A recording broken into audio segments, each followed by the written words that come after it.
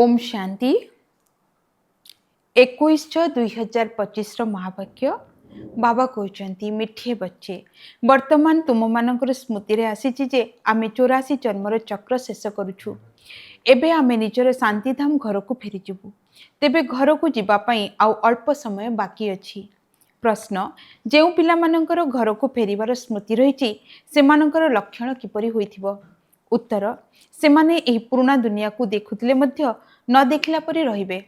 सेमानक भितरे बेहद्र वैराग्य वृत्ति रहिथिबो। कर्मधंदारे व्यस्त रहुथिले मध्य सेमाने बुद्धिरे हालुका रहुथिबे। एपट सेपट कथा पर निंदा पर चर्चारे निजर समय नष्ट करिवे नाही। निजको एही दुनियारे अतिथि मने करुथिबे। ओम शांति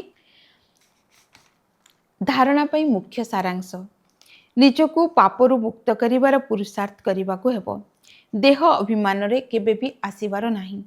एही दुनियार कोनोसी वस्तुरे मोह रखिबार नाही। माया रूपी जिन अर्थात भूत ठारू रक्षा पाइबा पई बुद्धि को आत्मिक सेवारे व्यस्त रखिबाको हेबो। बाबांकर संपूर्ण रूपरे सहयोगी हेबाको पड़िबो।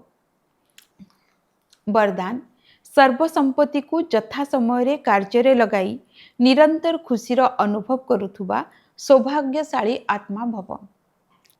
बाप दादा द्वारा ब्राह्मण जन्म प्राप्त हेबा परठारु सारा दिन पई अनेक गुड़िए श्रेष्ठ खुशी रूपक संपत्ति प्राप्त होइथाए।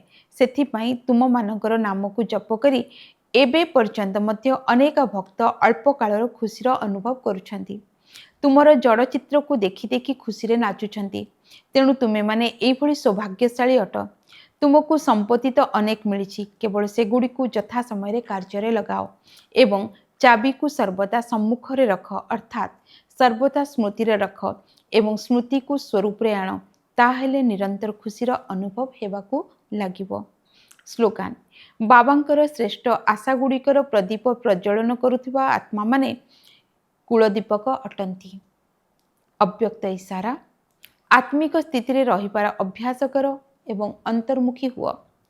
जदि आत्मिक स्थिति रे रही बाह्य मुखता को त्याग करदेव तेबे अजथा परिश्रम मुक्त होइछिबो एवं अनुभवर सागर रे बुड़ी रहिबो। तेबे अनुभव तो गोटिए बा दुईटी नुहे अनेक रहिछि। तेणु गोटिए बा दुईटी अनुभव करी अनुभव पोखरी रे गाधाओ नाही। जेहेतु तुमे माने सागरंक संतान अट तेणु अनुभवर सागर रे बुड़ी रुह। अच्छा ओम शांति।